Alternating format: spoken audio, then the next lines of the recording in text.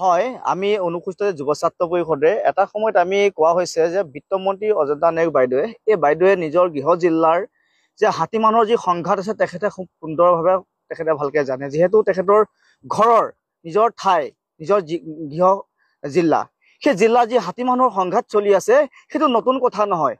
সেই হাতী মানুহৰ সংঘাতৰ কাৰণে যি বাজেটত এই অসম বিধানসভাৰ বাজেটত আহিব লাগিছিলে সেই বাজেটত নহাত কিন্তু আমি অনুসূচিত যুৱ ছাত্ৰ পৰিষদে কিন্তু এইটো দুখ প্ৰকাশ কৰিবলৈ আমি বাধ্য হৈছো। এটা কাৰণে বাধ্য হৈছো যে এটা বছৰত প্ৰায় 10 বা 15 জন হাতী মানুহৰ সংঘাতত মৃত্যু হয়। সেই গৃহ জিলাত তেখেতে সেই বাজেটত যি গজমিত্ৰ যি আচলতে বাজেট এটা নামাকৰণ কৰিছে, সেই যে 5খন জিলাক নামাকৰণ কৰিলে কি গোলাঘাটখনক তেখেতে কিয় কৰিব নোৱাৰিলে? সেই এটা কথাই ক'ব বিচাৰিছো যে গোলাঘাটখন আচলতে নামাকৰণ কৰিব লাগিছিলে। যে সেই গোলাঘাটত আজি আপোনাৰ চাব মৌ ফলনি চাব, আজি মৰঙি চাব, আজি দৈগুং চাব, আজি মৰঙি চাব, আজি নামবৰ হাবিৰ দাঁতি কাষৰীয়া এই আমাৰ টেঙানী চাব, এই আমাৰ আপুনি চাব কাজিৰঙাৰ একদম দাঁতি কাষৰীয়াৰ এই আপোনাৰ পাণবাৰী বৰজুৰি এনেকুৱা ঠাইবিলাক যিমান হাতী মানুহৰ নুমলীগড়ত মানে হাতী মানুহৰ সংঘাত আছে, যিহেতু বছৰেকত প্ৰায় 10 বা 15-20 জন মৃত্যু হয়, কিন্তু আমাৰ গৃহ জিলাৰ এই মন্ত্ৰীগৰাকীয়ে আচলতে যে হাতী মিত্ৰ নামৰ যিটো আচলতে নামাকৰণ কৰিলে গোলাঘাটত যে নোসোমোৱাত কিন্তু এই বাজেটত যে নোসোমালে, সেইটোৱে কিন্তু আমি অনুসূচিত যুৱ ছাত্ৰ পৰিষদে কেন্দ্ৰীয় সমিতি আৰু গোলাঘাট জিলা সমিতিয়ে এইটো ধিক্কাৰৰ তেখেতক আমি গৰিহণা জনাইছো। গৰিহণা জনাবলগীয়া এটাই কাৰণ হৈছে তেখেতৰ গৃহ জিলাৰ তেখেতে নিজে জিলাখনৰ তেখেতৰ গৃহ সমষ্টি এই জিলাৰ পৰা প্ৰতিনিধিত্ব কৰি পেলাই মন্ত্ৰী হৈছে। সেই তেখেতে নিজে বিত্তমন্ত্ৰীগৰাকীয়ে নিজে তেখেতে বিধানসভা বাজেটত তেখেতে আচলতে যিটো আচলতে বাজেটত নাম আচলতে হেৰি কৰিছে, সেই নামত তেখেতে নামটো আমাৰ গোলাঘাট জিলাৰ নামটো ঘোষণা আচলতে কৰিব লাগিছিলে বুলি আমি অনুভৱ কৰিছো। চাওক, সেইটোৱে মই ক'বলৈ গৈ আছো যে গৃহ সমষ্টি আৰু তেখেতে ইয়াৰ তেখেতে বিত্তমন্ত্ৰী আৰু ইয়াত যিজন মন্ত্ৰী আছে আমাৰ কৃষি মন্ত্ৰী, এই কৃষি মন্ত্ৰীজনে আচলতে বিধানসভাত এই বিষয়বস্তুবোৰ উত্থাপন কৰিব লাগিছিলে।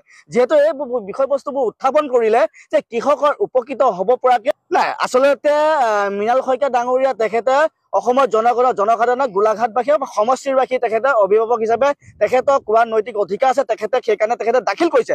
দাখিল কৰাৰ পিছতো অকমান্য বিধায়কবিলাক যদি বহি থাকে এনেকুৱা নহয় কেনেকুৱা হ'ব? আপোনাক মই এইটোৱে কথা কৈছো, অকমান্য বিধায়ক অকমান্য মন্ত্ৰী যদি থাকে নিজৰ কথা চিন্তা কৰে, এই ব্যক্তিবোৰ থাকিলে সমাজ উন্নতি নহ'ব আৰু জাতিৰ উন্নতি নহ'ব।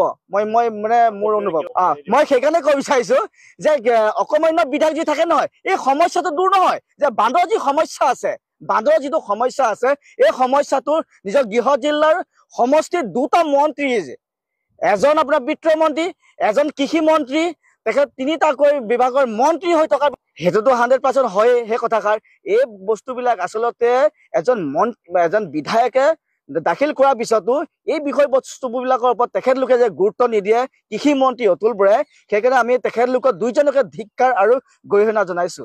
হয়, মই গোলাঘাট জিলাৰ অনুসূচিত জাতি যুৱ ছাত্ৰ পৰিষদ গোলাঘাট জিলাৰ সভাপতি হিচাপে মই আচলতে এটা কথা ক'ব আগবাঢ়িছো।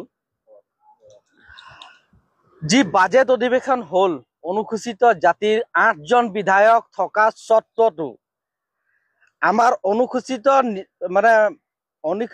জাতিৰ ভোট লৈ 8জন বিধায়ক মন্ত্ৰী থকা স্বত্বতো কিন্তু অনুসূচিত জাতি 40 পৰা 50 লাখ মানুহ থকা অৱস্থাতো তেখেতসকলে কিন্তু চকু দি নাচালে।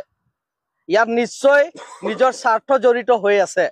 মোৰ বিবেকে কয় তেখেতসকলে চাগে নিজৰ মুনাফা নিজৰ মানে বেংক বেলেঞ্চ বঢ়োৱাৰ বাহিৰে বেলেগ কথা চিন্তা কৰা নাই।